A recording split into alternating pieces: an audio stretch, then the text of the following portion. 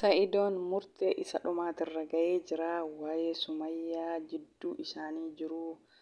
Sumayyaan akkuma gargar fagaatanitti qaata isii soqaa qaata waan jiru isii himaa amma isima soquuyyuu hifadhee isii dhiisaa yoo aayyuu dhiisi jettellee aayyuu dhiisee isii wajjin jiraachuuf qophiidha.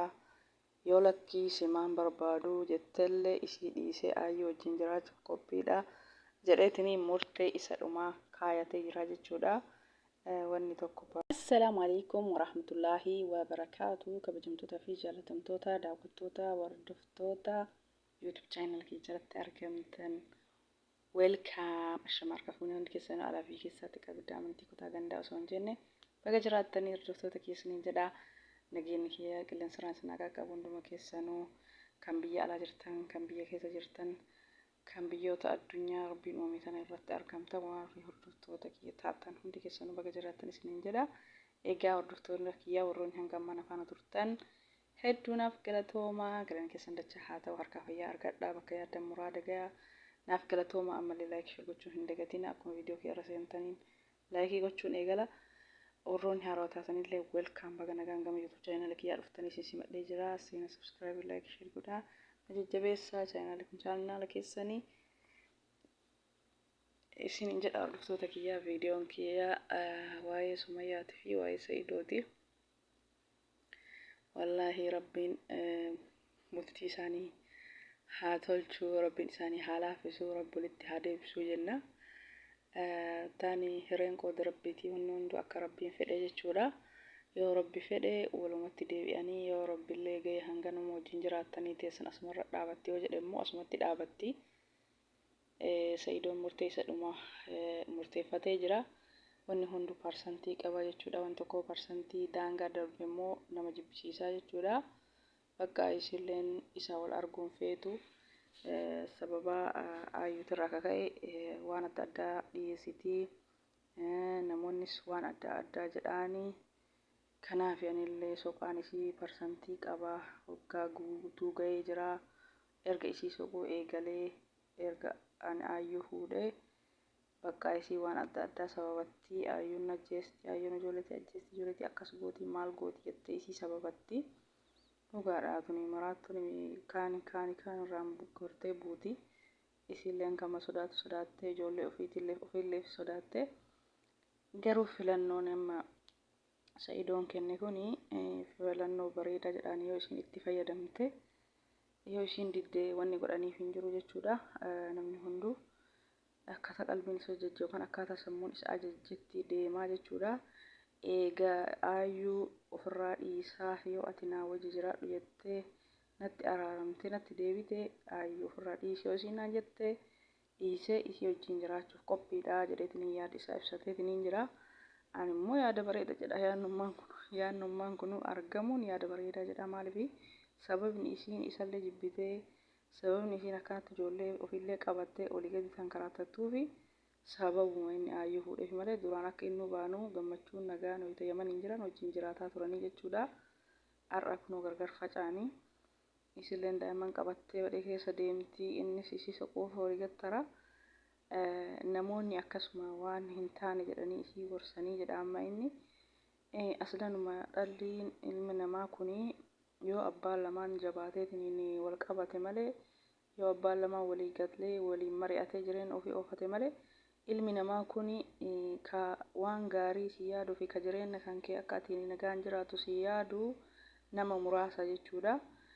Harki irra caalan isaa ka jireenyi kee kan kee kun osoo battanamee osoo diigamtee akkasitti jettee ka fedhutu jira jechuudha. Harki irra caalan namoota muraasatu waan gaarii si yaaduuf bultiin kee osoo ijaaramee osoo walitti deebitanii jedhee waan gaarii namaaf dhaama malee kun garuu kana maalirraa goota kana ofirraa achi dhiisi jecha hin taane isiin jedhanii akka isiin molomaayyuu garaa jabaattee isarraa fagaattu taasisanii jechuudha. Amma telegiraaman isii se'anii keessan natti erganii waan adda addaa na erganii anamma waan mara asirra dubbachuun barbaadu jedheetiin jira.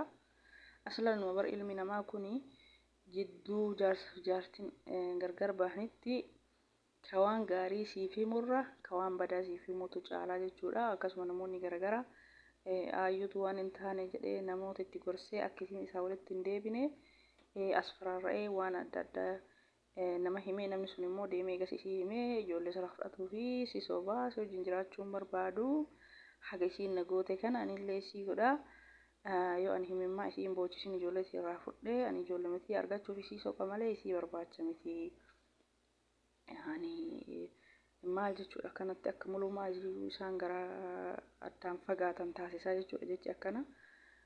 Kanaafuu ishiin immoo obsitee osoo deebitee tumaan ilaaltee akkasuma uummata miidiyaa irratti waadaa naaf gali jetteeni ofuma bira fiddee uummata miidiyaa irratti waadaa galee ijoolleetii akkanarraan fudhanne jette maaliif yoo achi ilaalanii keessa nama taanii kan beeku rabbuma yoo achi ilaalanii Saidoo nama gaarii fakkaata nama isii ijoollee irraa fudhatee miidhuus hin fakkaatu taanii ka keessa nama beeku rabbuma nuti miidiyaa irraa ilaalee beeyna malee dhibbaan dhibba namni kun garuu yoo achi ilaalu akkanatti hin miidha namatti fakkaatu nama gaarii fakkaata jechuudha.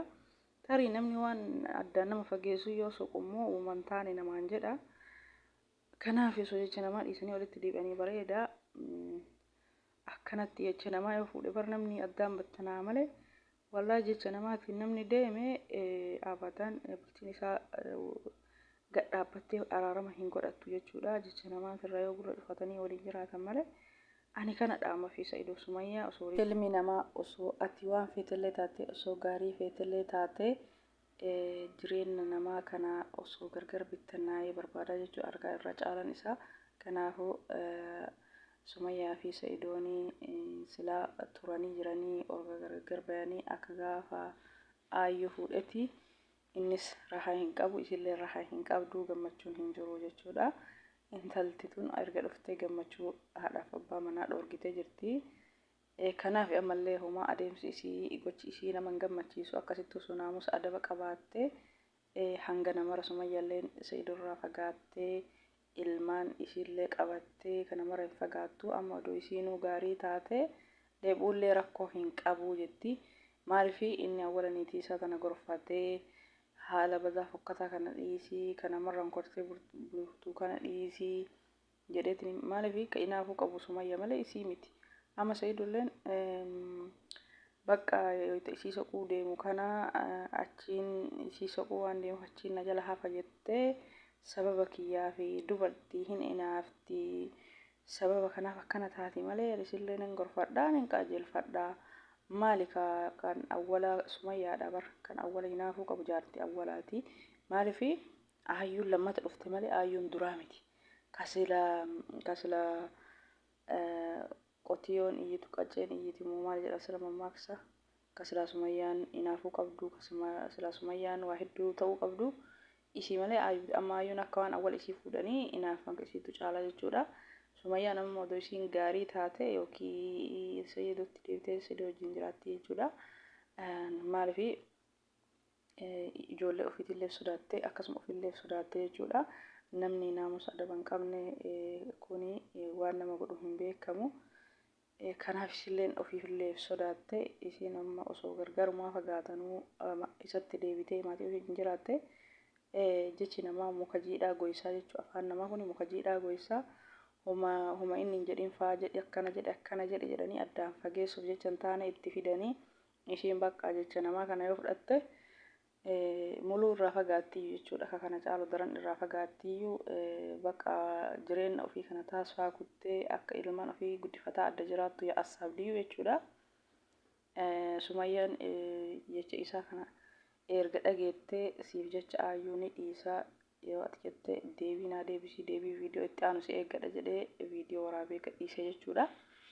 Kanaafuu akka kiyyatti namni marti isaatu yaada mataa isaa kenna jechuudha. Viidiyoo nama tokko irratti warra dubbachuu barbaade yaada mataa isaa kenna jechuudha waan itti fakkaatu hordoftootallee fi isaan ammoo soolee araaramanii jechuudha.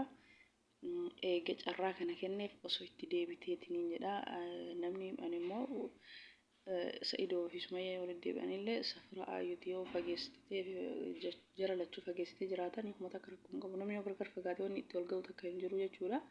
Yoo barbaade walitti dhufanii yoo barbaade walitti dhufuu dhiisuu dhabuu danda'anii. Kanaaf wanni abbaa manaa kee dhiiftee ijoollee kan keetii wajjin gargar baatanii jiraataniif hin jiru jechuudha. Kanaafuu Sumayyaan osoo itti yaaddee bareeda bakka ishilleen amma garaa jabeeffattee jechi namaa immoo daran san caalaa akka garaan isaa jabaatu taasisa nama tokko. Kanaafuu namni